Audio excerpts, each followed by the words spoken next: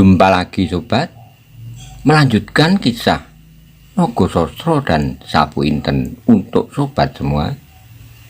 Selamat menikmati, salam sejahtera dan bahagia untuk Anda sekeluarga.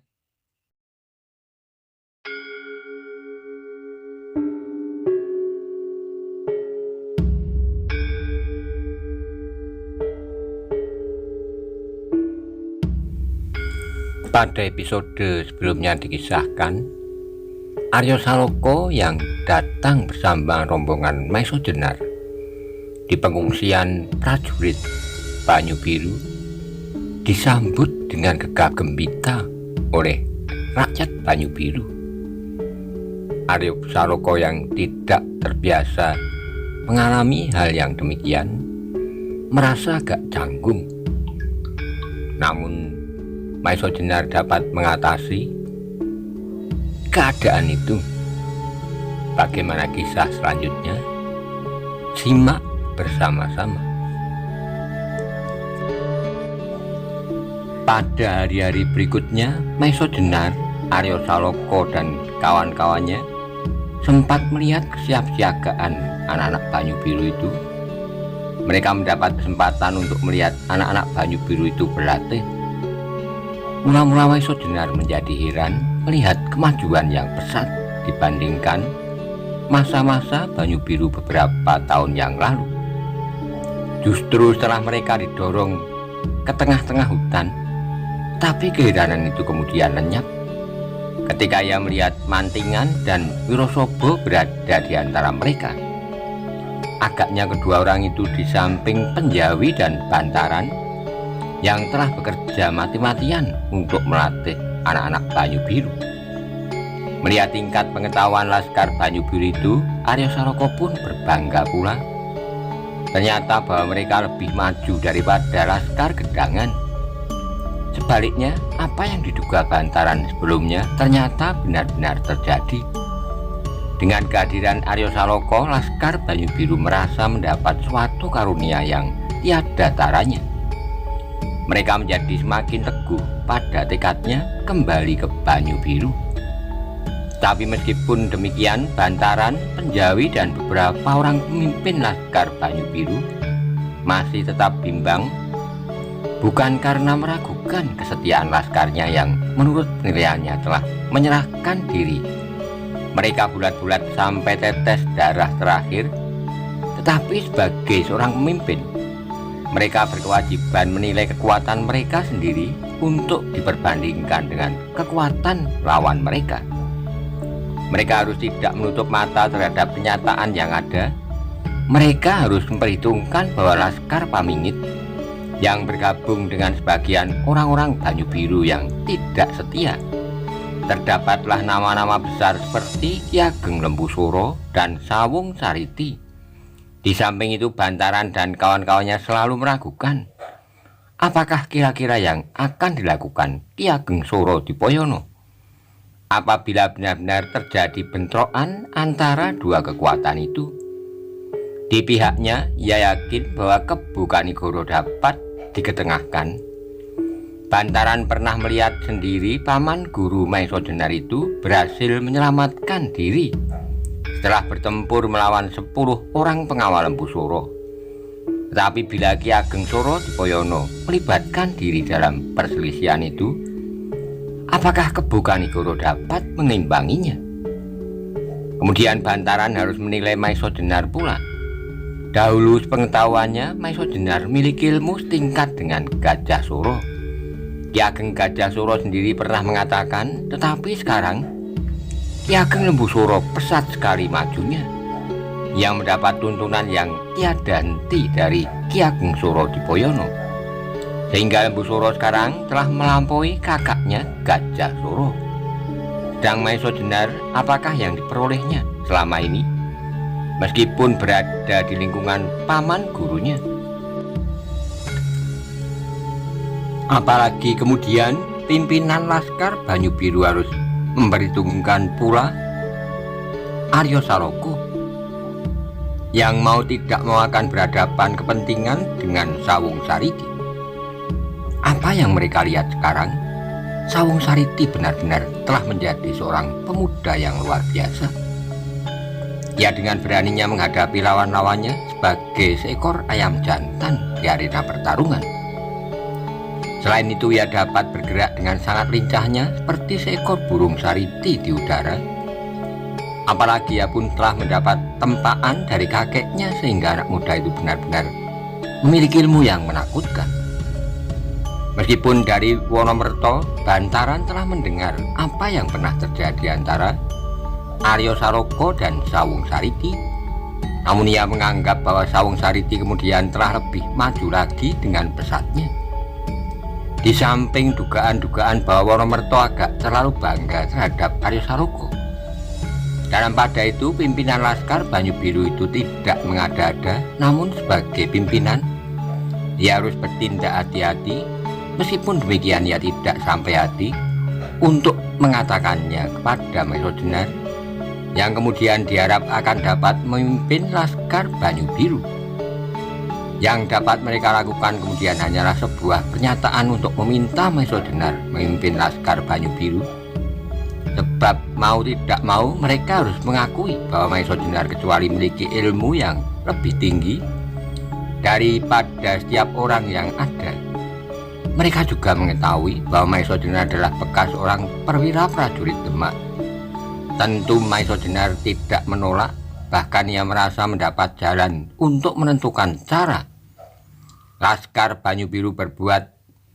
Ia ingin membuat Laskar Banyu Biru laskar yang kecuali baik dalam tata cara bertempur, juga harus merupakan laskar yang baik dalam bertindak di dalam atau di luar lingkaran pertempuran. Maka sejak saat itulah Maiso Jenar mengambil pimpinan dari tangan Bantaran dan Penjawi, dan sejak itu pula Maiso Jenar menyelenggarakan latihan yang lebih teratur untuk menghadapi kemungkinan-kemungkinan yang terjadi. Demikianlah akhirnya Maiso Jenar sampai pada suatu saat di mana ia menganggap bahwa waktunya telah tiba untuk berbuat sesuatu ke arah penyelesaian masalah Banyu Biru. Karena itulah maka segera mengadakan persiapan-persiapan terakhir. Dalam pada itu adalah di luar dugaan sama sekali, ketika tiba-tiba datanglah seorang yang ditugaskan untuk tinggal di Banyu Biru, yang mengabarkan bahwa Banyu Biru sebuah desas-desus yang tersebar luas mengatakan bahwa keris-keris Kiai Nogososro dan Kiai Sapu Inten kini berada di Banyu Biru. Maiso Jenar terkejut mendengar kabar itu. Kiai Nogososro dan Kiai Sapu Inten jelas berada di tangan Panembahan Ismoyo.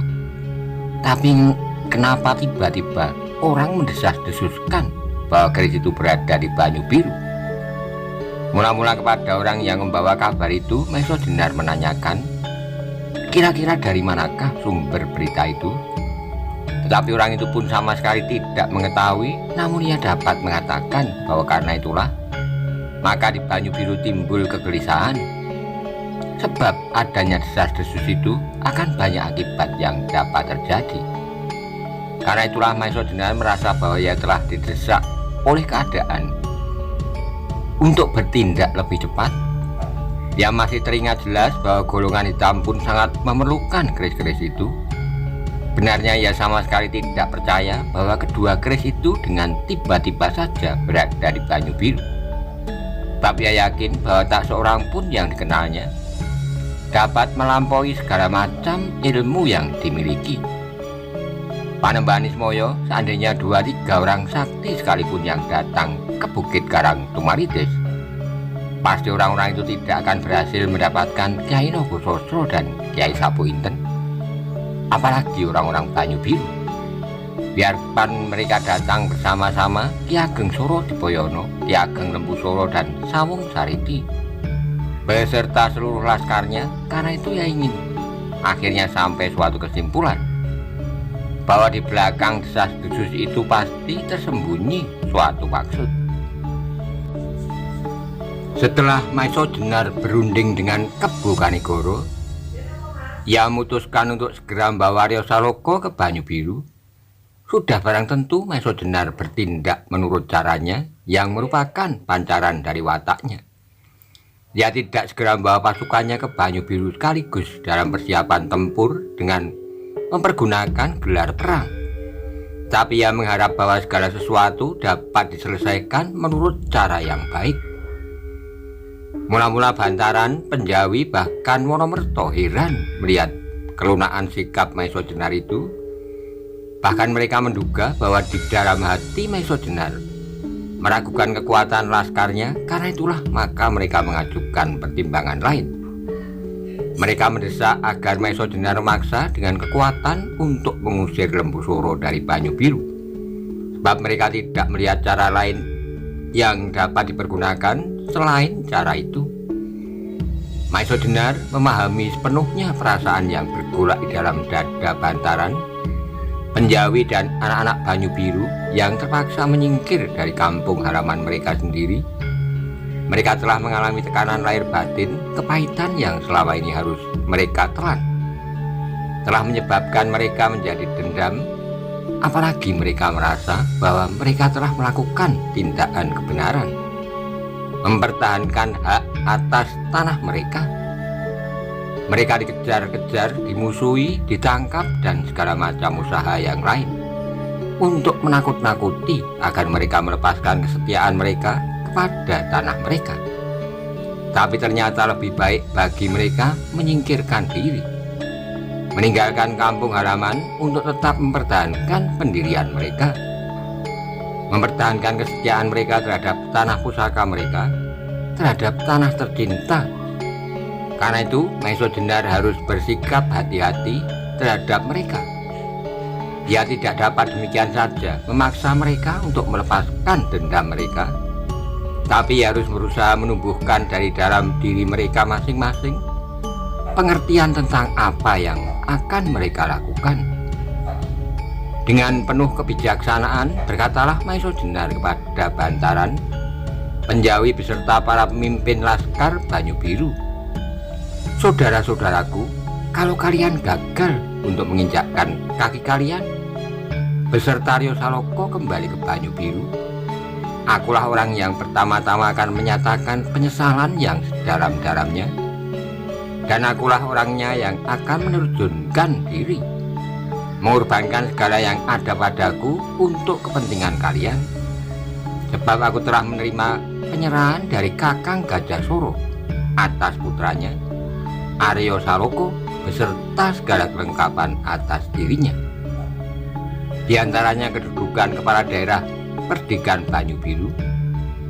Karena itu percayalah bahwa aku akan bekerja keras untuk melaksanakan pekerjaan itu."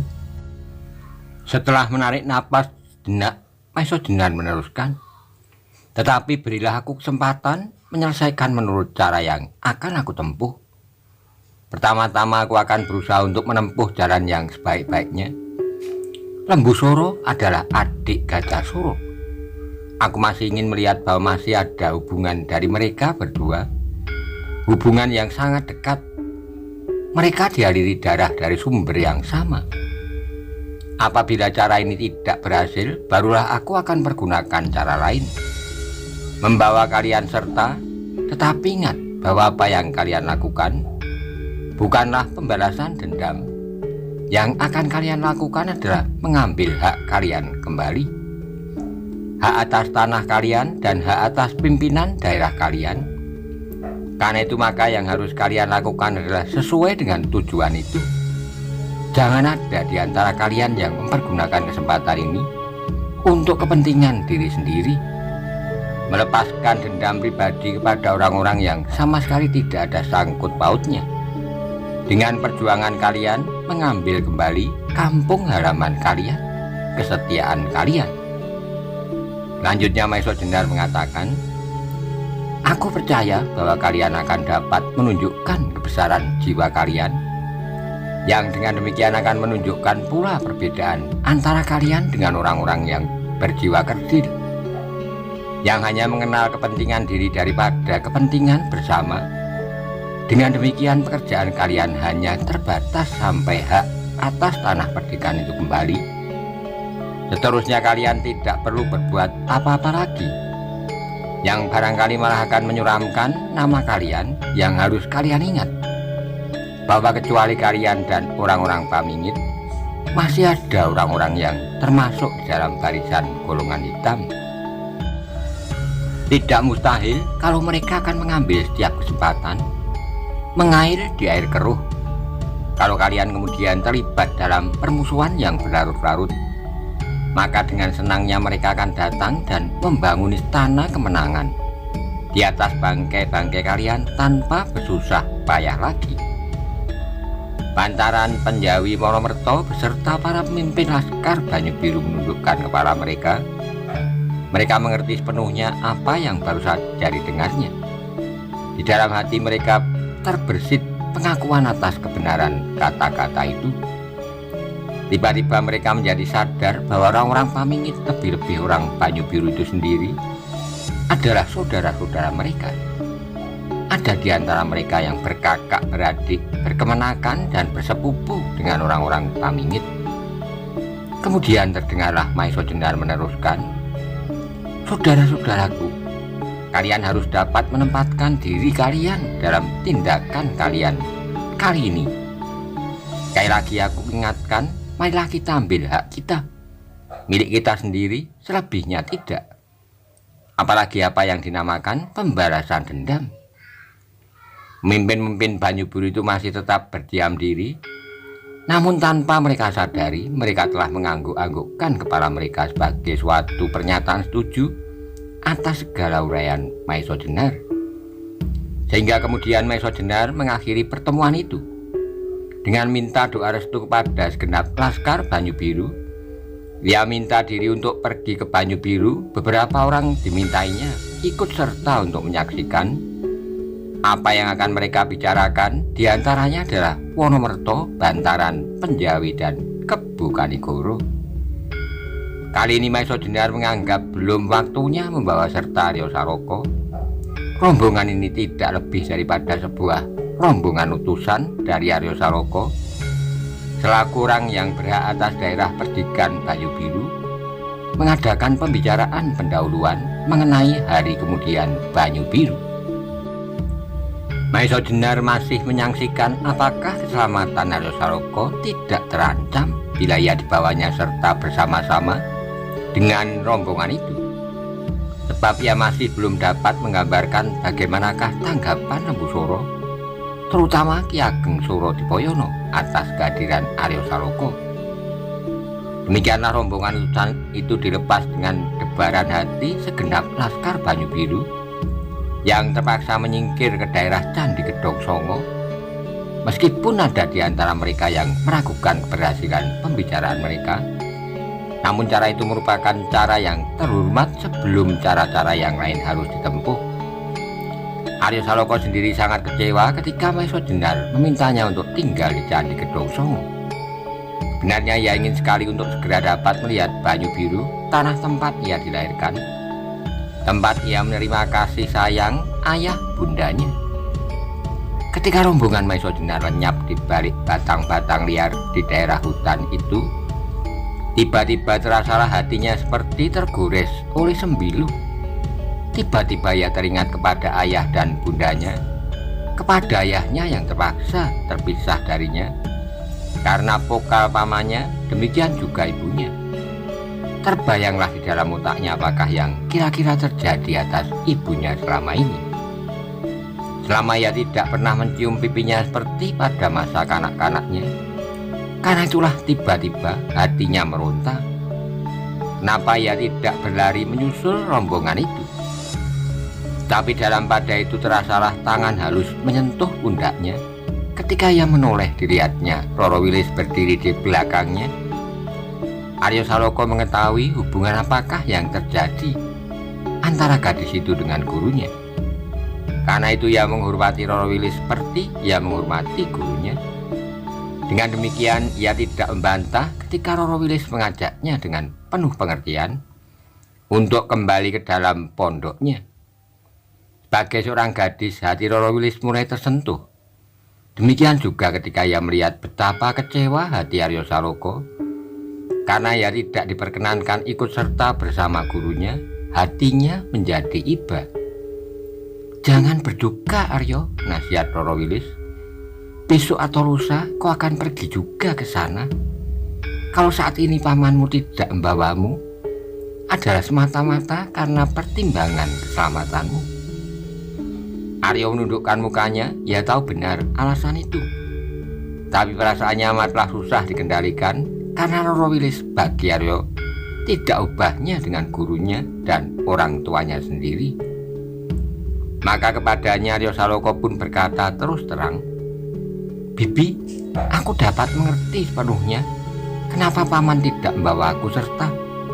Tapi tiba-tiba saja perasaan rinduku kepada tanah kelahiran tak dapat aku kendalikan lagi. Lebih dari itu betapa rinduku kepada Bunda yang sejak 5 tahun lalu tak pernah aku dengar kabar beritanya."